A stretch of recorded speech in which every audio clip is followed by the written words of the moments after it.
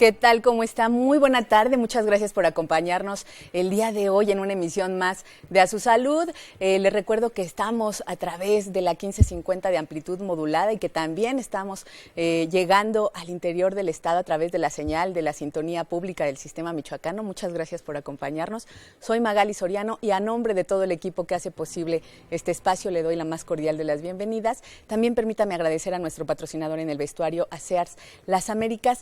Y bueno, dicho esto, ¿qué le parece, sin más preámbulo, si le invito a que veamos la siguiente cápsula que ha preparado el equipo de producción de A Su Salud, que tiene que ver precisamente con el tema que vamos a abordar el día de hoy, que nada más para darle una referencia, quiero decirle que es mejor conocido esta problemática de salud como el asesino silencioso. ¿Quiere saber más de esto? Vamos a ver la cápsula y al regreso le presento a nuestro invitado del día de hoy con quien vamos a platicar de esto.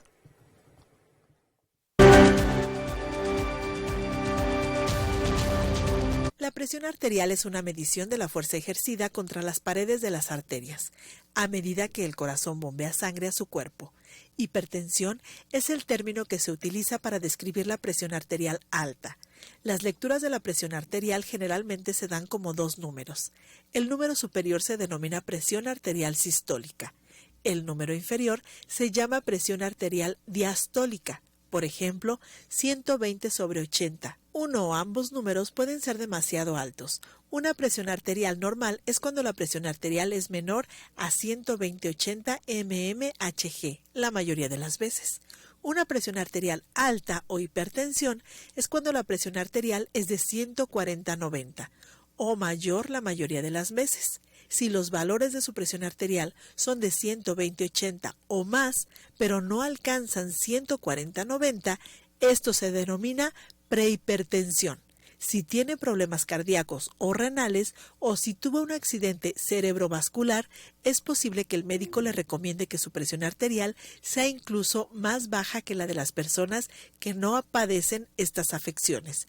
Muchos factores pueden afectar la presión arterial, incluso la cantidad de agua y de sal que usted tiene en el cuerpo, el estado de los riñones, el sistema nervioso o los vasos sanguíneos y sus niveles hormonales. Usted es más propenso a que le digan que su presión arterial está demasiado alta a medida que envejece. Esto se debe a que los vasos sanguíneos se vuelven más rígidos con la edad. Cuando esto sucede, la presión arterial se eleva. La hipertensión arterial aumenta la probabilidad de sufrir un accidente cerebrovascular, un ataque cardíaco, insuficiencia cardíaca, enfermedad renal o muerte prematura. En la mayoría de los casos no se presentan síntomas. En la mayoría de las personas, la hipertensión arterial se detecta cuando visitan a su proveedor de atención médica o se la hacen medir en otra parte. Debido a que no hay ningún síntoma, las personas pueden sufrir cardiopatía y problemas renales sin saber que tienen hipertensión arterial. Su médico medirá la presión arterial muchas veces antes de diagnosticar hipertensión arterial. Es normal que su presión arterial sea distinta según la hora del día. Todos los adultos deben hacerse revisar la presión arterial cada 1 o 2 años si ésta fue menor de 120/80, en la lectura más reciente. Si tiene presión arterial alta, diabetes, cardiopatía, problemas renales o algunas otras afecciones, hágase revisar la presión arterial con mayor frecuencia, por lo menos una vez al año. Las lecturas de la presión arterial que usted se toma en su casa pueden ser una mejor medida de su presión arterial actual que las que se toman en el consultorio del proveedor de atención. Cerciórese de conseguir un tensiómetro casero de buen ajuste y de buena calidad. Debe tener el manguito del tamaño apropiado y un lector digital.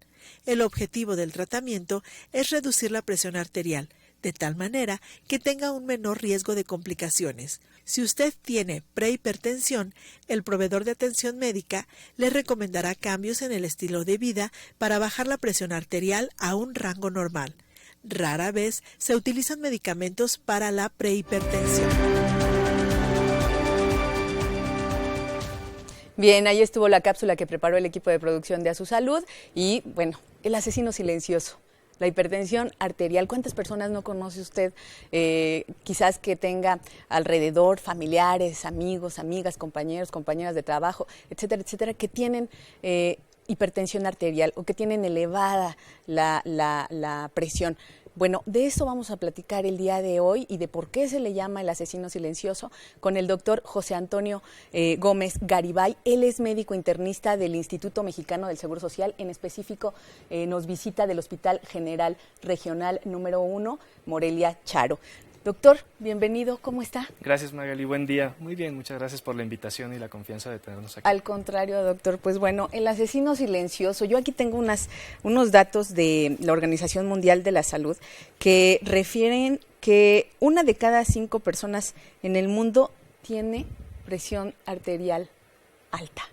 Entonces, eso es muchísimo, 1 de cada 5 personas, o sea, no sé cuántos somos 1 millonada en el planeta, pero 1 de cada 5 son muchísimas las personas. Y ya escuchábamos en la cápsula, no hay a veces elementos o síntomas inmediatos que puedan dar estos indicios de, ay, tengo la presión alta, ¿no? A muchas personas se las descubren bajo un chequeo médico, quizás que se van a revisar otra cosa y resulta que tienen la presión alta. Así es, Magali, fíjate, como precisamente lo comentas, y pues es una epidemia mundial, ¿no? Realmente se considera una epidemia global esta enfermedad. Como dices, 1 de cada 5 personas, el 20%, se estima que el 20% de la población a nivel mundial es hipertenso. En México a veces las estadísticas no tenemos tanta estadística, pero por ejemplo nuestro vecino, al menos en Estados Unidos, casi 100 millones de habitantes de Estados Unidos, entre 80 y 100 millones de habitantes, tienen hipertensión. Y pues eso es un dato pues increíblemente duro, ¿no? ¿Por qué? Porque es una enfermedad, como bien lo dices, el asesino silencioso, que al final pega durísimo en la economía de la persona que la tiene, claro, de sus allegados, y no solo de eso, de los servicios de salud a nivel mundial, ¿no? Y sobre todo en México, pues es algo que se lleva muchísimo recurso su manejo. Claro. ¿Por qué se le llama el asesino silencioso? Bueno, pues es importantísimo saber que es una enfermedad que durante los primeros años que empieza a gestarse, exactamente, no da ninguna sintomatología. El paciente puede estar con presiones altas sin saberlo, ¿no? A veces se quejan quizá de un pequeño dolor de cabeza, algún zumbidito de oídos, pero a veces no más que eso, ¿no?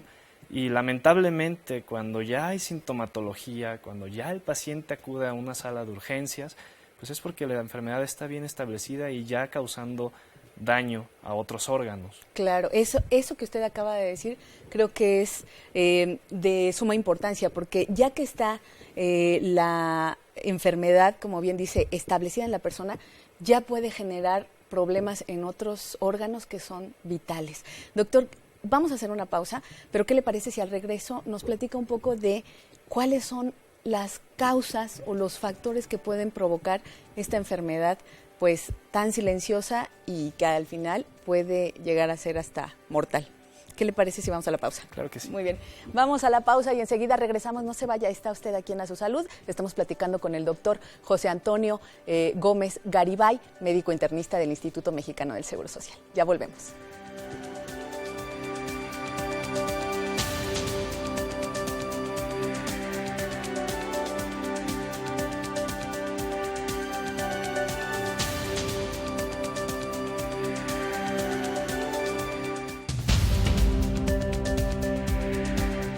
Ya regresamos aquí a Su Salud. Muchas gracias por su compañía. Estamos transmitiendo totalmente en directo este programa, así que si usted quiere llamarnos, puede localizarnos en las líneas telefónicas del 323-6016, 323-5626 y 01800-536-9674. También tenemos la modalidad del WhatsApp, que es el 4431-400844, 4431-400844, y estamos en la página de Facebook, en la página de A Su Salud. Ahí nos puede ubicar y también hacer llegar sus comunicaciones. Estamos hablando el día de hoy con el doctor José Antonio Gómez Garibay, médico internista del IMSS. Estamos platicando con él acerca de la hipertensión arterial, así que bueno, pues si usted quiere comentarnos algo, preguntarle algo al doctor acerca de este tema, lo puede hacer a esas líneas telefónicas y a esos medios de comunicación. Y bueno, en el bloque anterior, doctor, nos quedamos con una pregunta al aire, que era ¿cuáles son las causas que pueden llegar a provocar esta elevación de nuestra presión arterial? ¿Qué factores pueden llegar a establecer esta enfermedad?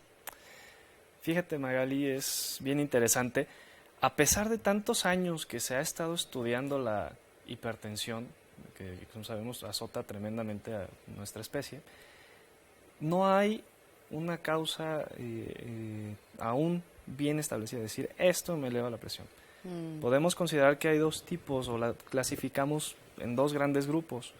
Uno que la llamamos hipertensión primaria, o esencial le llamamos, y la otra secundaria.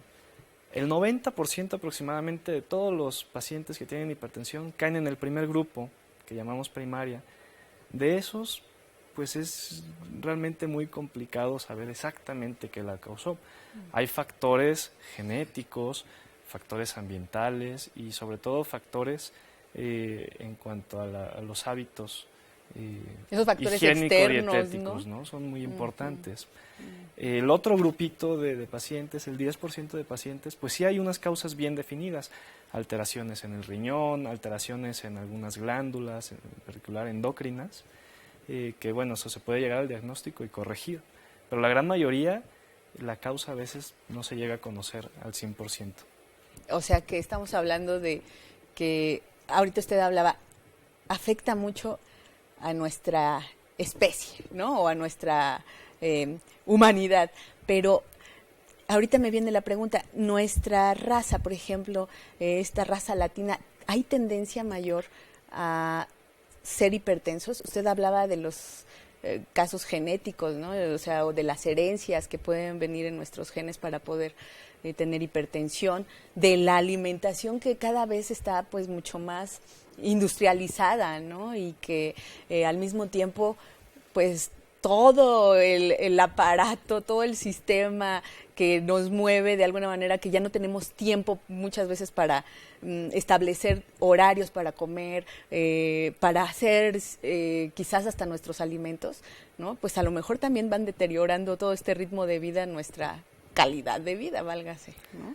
Así es, fíjate qué pregunta tan interesante o qué duda tan interesante tienes. Efectivamente, se ha notado, se ha estudiado en diversos grupos étnicos a nivel mundial, uno que le pega mucho la hipertensión es el grupo de las personas de raza negra. Las personas de raza negra tienden a desarrollar con mayor facilidad, o son los que más tienen hipertensión a nivel mundial, pero los latinos no nos quedamos atrás, ¿no? Nos llueve a veces sobre mojado, hablando a veces de diabetes e hipertensión, combinación muy fea. Claro. Pero sí, como raza latina, como grupo latino y asiáticos, tenemos una tendencia mayor que, por ejemplo, los caucásicos, europeos, de otras regiones del mundo a desarrollar hipertensión. Qué curioso, ¿no? Y pensar que estas personas que son de color, ¿no? Cómo viéndolas que son altísimos, generalmente son personas muy fuertes, ¿no? Exacto. Pueden tener esa tendencia, y muy musculosas, ¿no? Pueden tener esa tendencia, pues ahí está también el origen de esto que es en nuestros genes. Ahora, ¿cuál es la sintomatología? ¿Cuál sería? Ya nos decía al principio que quizás es muy difícil al principio darse cuenta de que hay hipertensión o que tenemos la presión alta, la tensión arterial alta, pero ¿hay algún indicio cuando ya está establecida la enfermedad que pueda darnos algún patrón para determinar que ya hay una sintomatología de presión arterial alta? Y escuchábamos en la cápsula que hay una prehipertensión. ¿Cómo ustedes diagnostican que hay una prehipertensión o que ya hay una hipertensión establecida? ¿Y cómo ustedes empiezan a pues no sé, quizás aminorar los riesgos de que las personas que están en prehipertensión lleguen hasta la hipertensión. ¿Qué le parece si hacemos la pausa y al regreso me da esta respuesta? Claro que sí. Muy bien, vamos a la pausa, enseguida regresamos.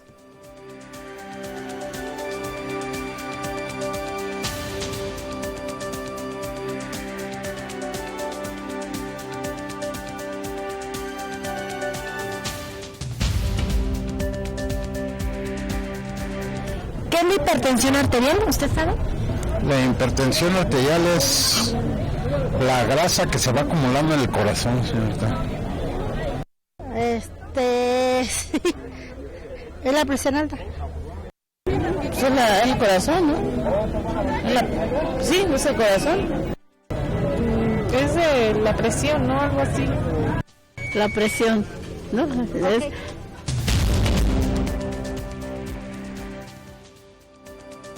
Lo que opina la gente de la hipertensión arterial. Estamos de vuelta precisamente hablando de este tema aquí en A Su Salud con el doctor José Antonio Gómez Garibay, médico internista del Hospital General Regional del Instituto Mexicano del Seguro Social, el número 1, el Hospital Morelia Charo número 1.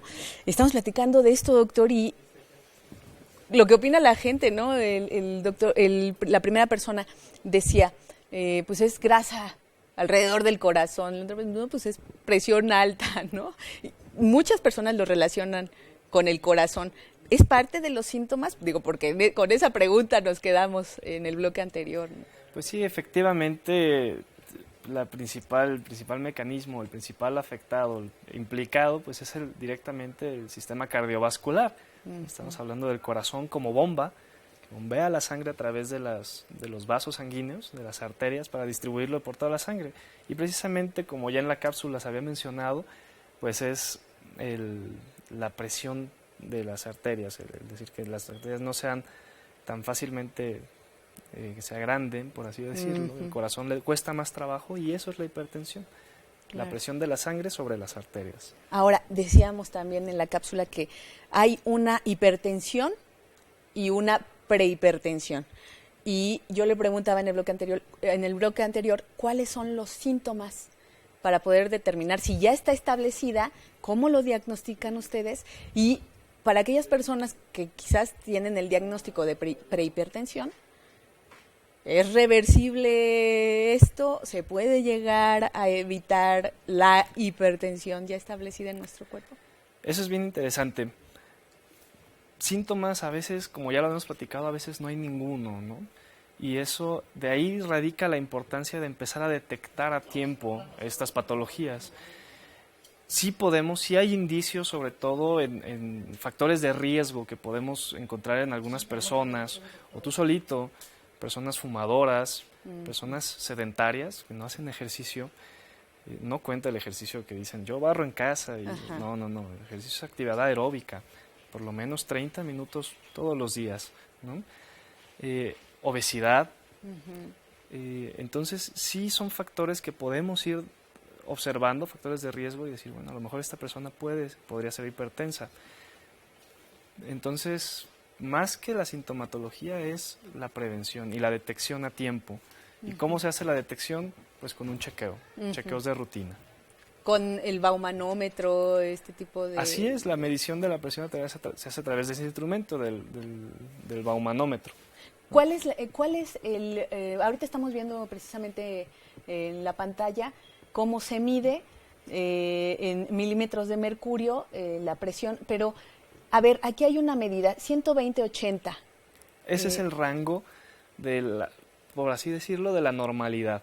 Lo que se ha establecido que es una presión ideal. Más alto que esto, hasta como ya decían también, 140/90, lo llamamos, o menos de 140/90, lo llamamos prehipertensión. Un pasito antes de. ¿Y ahí qué se hace? Aquí es cuando hacemos las principales intervenciones que, lejos de ser del médico, son del propio paciente. Son los cambios en el estilo de vida. Principalmente, ¿de qué hablamos? Alimentación y ejercicio. ¿Sale? Y el principal probablemente es la actividad física. El sedentarismo es uno de los principales factores de riesgo para desarrollar esto. Entonces, Actividad física se refiere a por lo menos 30 minutos de actividad aeróbica. Que al día. Con actividad aeróbica, ¿a qué nos referimos? Caminar. A veces el simple hecho de caminar, no comadreando ni pararme a ver una tiendita y que no. Ponerte tu reloj y media hora de caminata, ¿no? Con tus tenis. Todo el mundo tenemos tiempo para hacer eso, siempre, ¿no? La alimentación, el evitar el consumo excesivo de grasas, la sal, pues consideramos dietas que tengan una sal moderada, hablamos de aproximadamente 2 gramos de sal al día. ¿Eso ¿no? qué sería? ¿2 cucharaditas? ¿O No, distribuidas? ¿O menos? De los sobres que tienen sal, más Ajá. o menos un sobre tiene aproximadamente 1,5 gramos, 2 gramos de sal. Entonces, es distribuirlo, ¿no? Y la actividad física y la alimentación adecuada, no el exceso de carbohidratos, de grasas.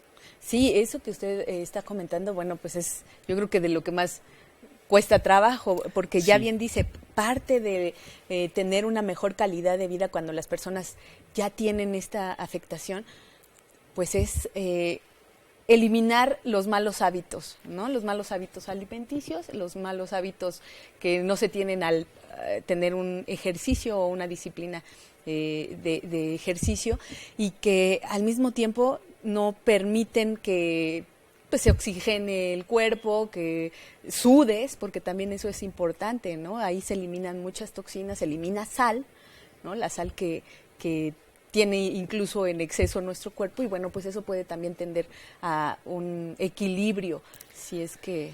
Así es, otro de los factores importantísimos para tratar de evitar el que siga progresando esto, pues es el tabaquismo, ¿no? El dejar de fumar. Definitivamente el cigarro es otro de los factores de riesgo a desarrollar, no solo la hipertensión, muchas otras enfermedades, pero es algo, ¿no? Si eres prehipertenso y fumas, bueno, de las primeras medidas junto con lo que ya platicábamos, el dejar el cigarro, ese hábito pues nefasto, ¿no? ¿Hay edades para esto? ¿Para que se pueda dar esto Sí. o presentar con mucho más Sí. prevalencia? Mira, hay estudios que dicen que después de los 60 años, cerca del 50% de la población mundial va a ser hipertenso, o es hipertenso. La mitad de las personas de más de 60 años son hipertensas a nivel mundial. Pero después de los 20 años, eso es algo bien interesante y por lo que debemos hacernos o tener la costumbre de hacer estos chequeos de rutina, pues es que cerca del 30% de los adultos mayores de 20 años, pues, hablamos de personas muy jóvenes, sí. son ya hipertensos y lamentablemente de ese grupo muchísimos no lo saben, ¿no? Ni siquiera el diagnóstico previo o a lo mejor lo saben pero no usan nada. Entonces, pues son cosas bien interesantes. Claro, entonces estamos hablando de que tampoco hay una edad preestablecida, o sea, hay gente entonces muy joven que puede tener. Puede ser ¿Qué hipertenso. cuál es la recomendación en ese sentido? Si existe también la posibilidad de que se tenga hipertensión en personas tan jóvenes, ¿cuál sería la recomendación para estar checándonos la presión cada qué tiempo? Precisamente ya lo estaban comentando en las cápsulas. Si tú a lo mejor te haces una revisión anual y tu presión es adecuada y no tienes otras enfermedades, no eres diabético y no tienes otros factores de riesgo, bueno, a lo mejor cada 2 años puedes estar haciendo tu revisión de presión arterial, ¿no? Sin embargo, con otras enfermedades, si eres diabético o si tienes factores de riesgo, si eres una persona con obesidad, sobrepeso, que fuma, que es sedentario, pues idealmente 1 o 2 veces al año por lo menos hay que revisarse, bueno, hacerse un chequeo general. Y esto es bien importante porque no solo es la presión, tenemos que hacer una serie de estudios que son muy sencillos, acudir con un médico que te apoye en esto es básico, porque no solo es la presión, son diferentes estudios muy sencillos, desde antropometría, es decir, medir la cintura, el índice de masa corporal, la presión como ya decíamos, algunos estudios básicos para saber cómo está tu riñón y un estudio que es bien importante, a lo mejor en personas que están propensas a ser ya hipertensas, pues el electrocardiograma. Este es básico en todas las personas prehipertensas o hipertensas y estarlo revisando frecuentemente. Perfecto. Pues tenemos ya llamadas del público. Muchas gracias por estar atentos, atentas a este espacio. Dice Rocío García, de aquí de Morelia, dice, yo padezco la presión alta. ¿Qué debo hacer para tenerla controlada? Me dan enalapril y me causa mucha tos. ¿Debo cambiar el medicamento? Toso mucho y todos los días y a todas horas. Tenemos que hacer una pausa, doctor. ¿Qué le parece si al regreso le damos respuesta a Rocío García y al respecto de esto que le está sucediendo? Porque a lo mejor, sí hay efectos secundarios de medicamentos que pueden estar produciendo esto y a lo mejor habrá que checarse nuevamente, ¿no? Claro que sí. Y tomar recomendación médica. Bueno, vamos a la pausa. Bien, estamos de regreso aquí en A Su Salud. Estamos platicando con el doctor José Antonio Gómez Garibay, médico internista del Instituto Mexicano del Seguro Social del Hospital General de Regional Morelia Charo.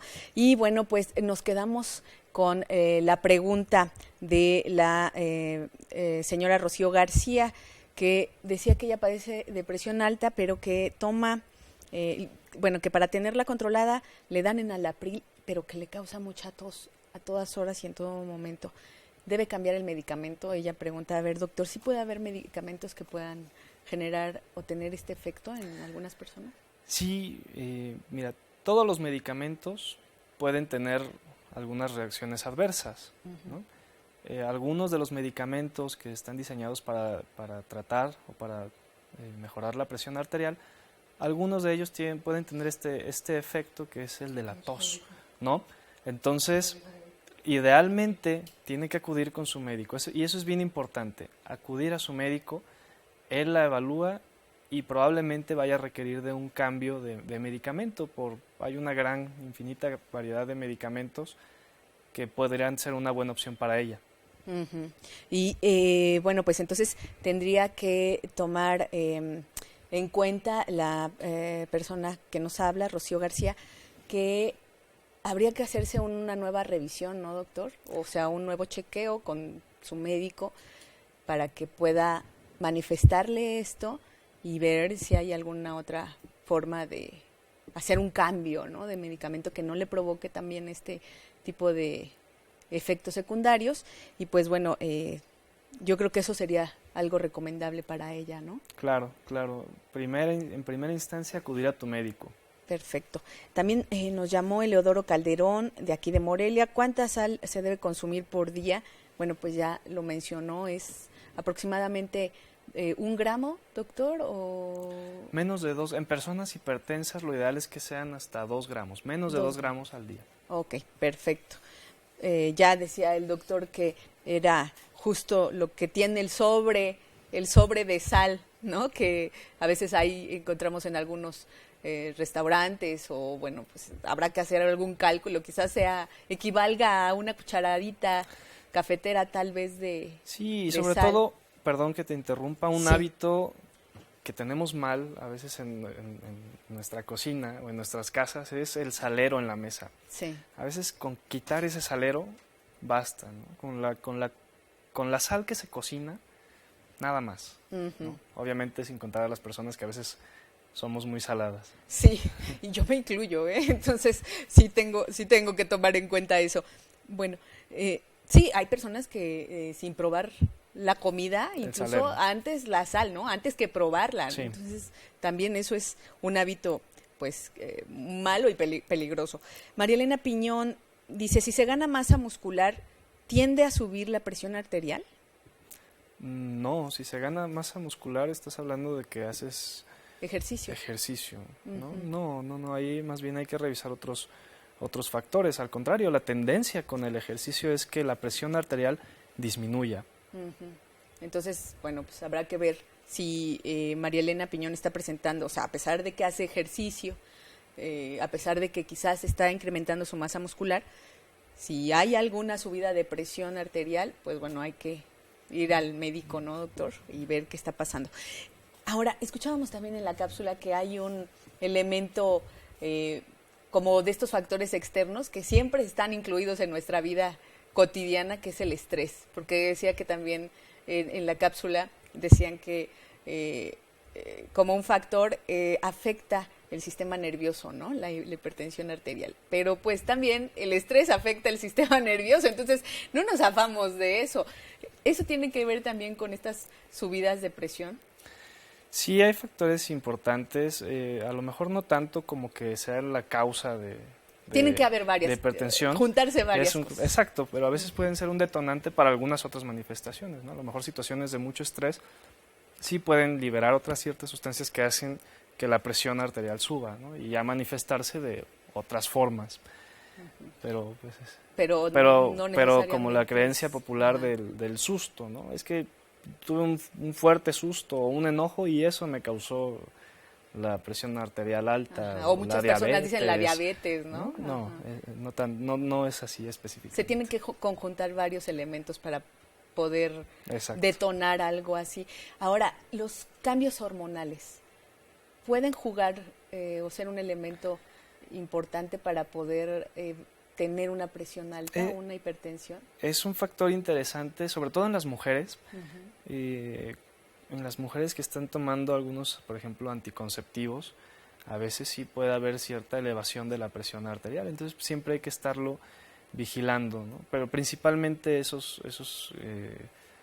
hablando sobre todo de métodos anticonceptivos, ¿no? Tanto como un cambio hormonal o los ciclos normales menstruales de la mujer no influyen tanto. Claro, por ejemplo, tengo entendido que sí hay enfermedades que pueden estar produciendo una presión alta. Ni más ni menos mi madre, por ejemplo, es hipertiroidea y cuando empezó a tener estas manifestaciones de un mal funcionamiento de su tiroides, empezó a tener una alta y una baja de presión arterial. ¿Hay algunas otras enfermedades que puedan presentarse como el hipertiroidismo o el hipotiroidismo con relación a la hipertensión arterial? ¿Qué le parece si vamos a la pausa y nos platica también un poco de esto? Claro. Muy bien, vamos a la pausa y enseguida regresamos, no se vayan.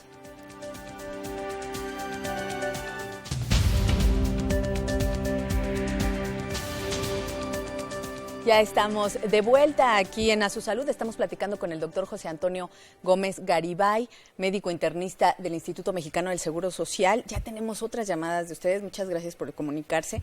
Estamos platicando con el doctor acerca de la hipertensión arterial y estamos prácticamente ya en el último bloque de este espacio, así que rápidamente le voy a dar los números telefónicos: 323-6016, 323-5626 y 01800-536-9674 por si quiere usted comunicarse antes de terminar este espacio. Y también tenemos el WhatsApp, que es 4431 400844, 4431 400844. Y bueno, doctor, nos quedamos en ya hasta se me fue. ¿En qué nos quedamos? Nos quedamos en este asunto de cómo determinar la hipertensión, o más bien cómo hay enfermedades que se pueden quizás relacionar con la hipertensión alta. Hablábamos en el bloque anterior acerca del problemas de tiroides, ¿no? ¿Hay alguna otra característica de otras enfermedades que puedan tener relación con la presión alta? Sí, Magali. Mira, precisamente al principio del programa les platicaba sobre dos grandes grupos que podemos dividir la presión alta, ¿no? Un grupo que a veces no se relaciona con otras causas y a veces no encontramos una causa definida, que es la mayoría de los pacientes, pero un pequeño grupito de pacientes sí tienen relación y la hipertensión es secundaria o se debe a otros problemas. Claro. Bien mencionabas, ¿no? Problemas a lo mejor de tiroides, el hipertiroidismo, pero hay muchos problemas, sobre todo hablando a nivel endocrino, de glándulas de secreción de hormonas, que pueden causar estos problemas. ¿Como cuáles, por ejemplo? Otros, por ejemplo, problemas de glándula suprarrenal, problemas de una hormona que se llama aldosterona, pueden causar estos problemas de hipertensión. Incluso algunos tumores pueden causar presión alta. No quiere decir que todos los de la presión alta sean eso, ¿no? Pero por eso es tan importante que cuando tienes o se te hace la detección de una hipertensión, no hay que empezar con lo que dice el amigo que le recetó y que le funcionó, ¿no? siempre hay que acudir con tu médico para que él te valore y empiece a evaluar esa hipertensión y a buscar las causas.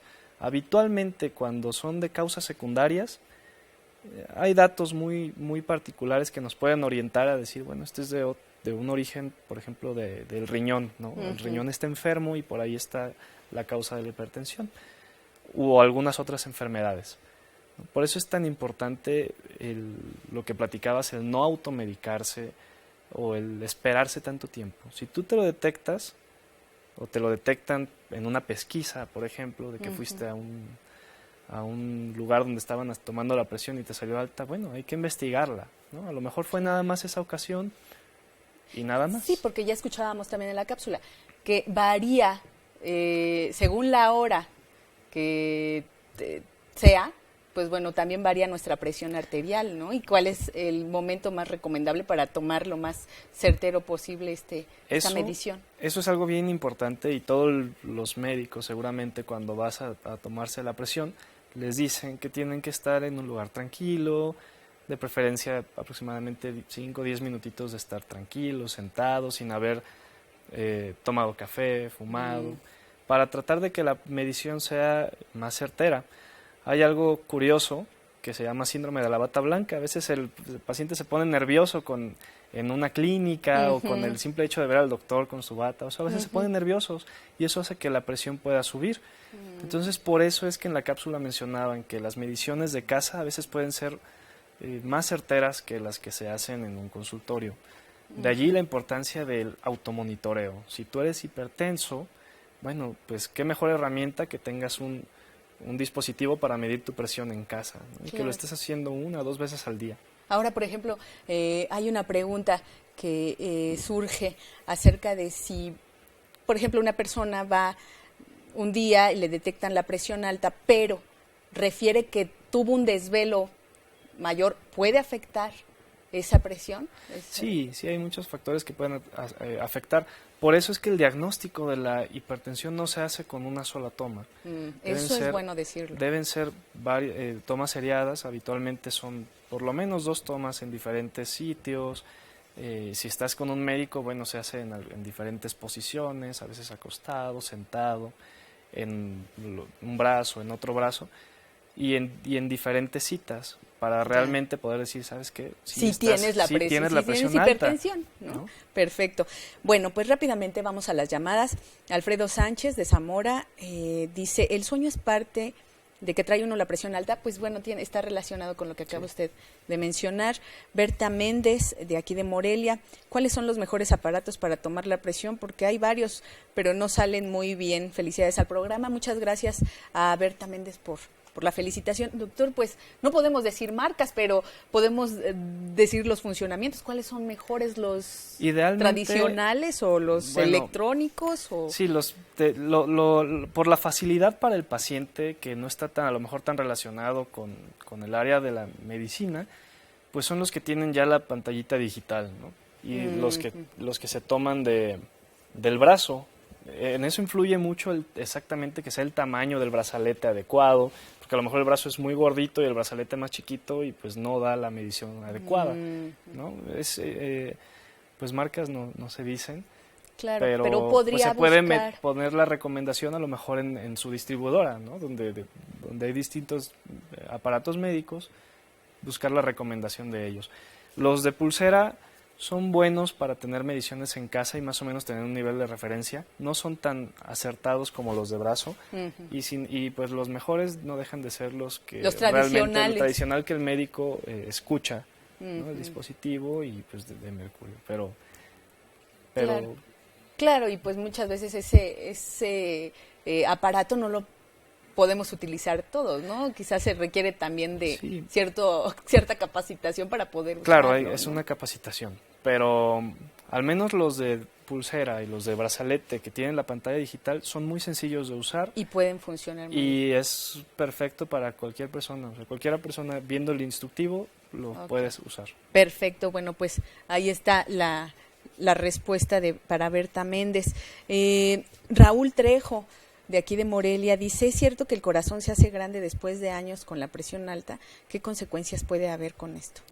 Pues ahí bien, y ahí vamos a hablar rápidamente de las consecuencias de la hipertensión. No solo es el corazón, no solo afecta al corazón, que sí es un órgano principal, el corazón crece, se llama hipertrofia, y pues a la larga dan datos de insuficiencia cardíaca, es decir, el corazón ya deja de trabajar como en una persona que no tiene hipertensión o que no tiene este crecimiento del corazón. Pero no solo es el corazón, también los otros órganos dañados pues son los riñones. A la larga, una de las principales causas de enfermedad renal crónica pues es la hipertensión, ¿no? Claro. Y como decías, el sistema nervioso central, ¿de qué manera lo afecta? Principalmente con la enfermedad vascular cerebral. Estamos hablando hemorragias en el cerebro, intracerebrales, que es la principal causa de estas hemorragias en el sistema nervioso central. Sí, y bueno, como parte de estas referencias o de estas consecuencias, también precisamente, ahorita que está mencionando esto, doctor, precisamente la Organización Mundial de la Salud dice que 9.4 millones de defunciones hay en el mundo por complicaciones derivadas de la hipertensión. Entonces, estamos hablando de que realmente es un número no pequeño, que esta es la estadística que hay ahorita, pero si estamos diciendo que es el asesino silencioso, pues quién sabe cuántas personas están ahorita con hipertensión y no lo saben, ¿no? Exacto. Y entonces, para esto, pues, denos unos consejos, hacer ejercicio, alimentarnos, ya dijo, con menos sal, pero también hay algunos otros elementos, no sé, Sí. Agua, fibra, ¿no? Mira, la alimentación o la dieta que habitualmente se recomienda para tratar de un mejor control de la presión arterial es como ya decías, la dieta hiposódica, los gramos de sal, pero también dietas ricas en potasio, ¿no? Entonces, ¿dónde hay mucho potasio? El clásico que todo el mundo conoce, el plátano, ¿no? Pero también tiene un montón de azúcares. Entonces, sí, ¿y cómo lo compensa? Pero muchos de los alimentos, por ejemplo, acelgas, espinacas, también. jitomates, son alimentos que tienen una concentración rica de potasio.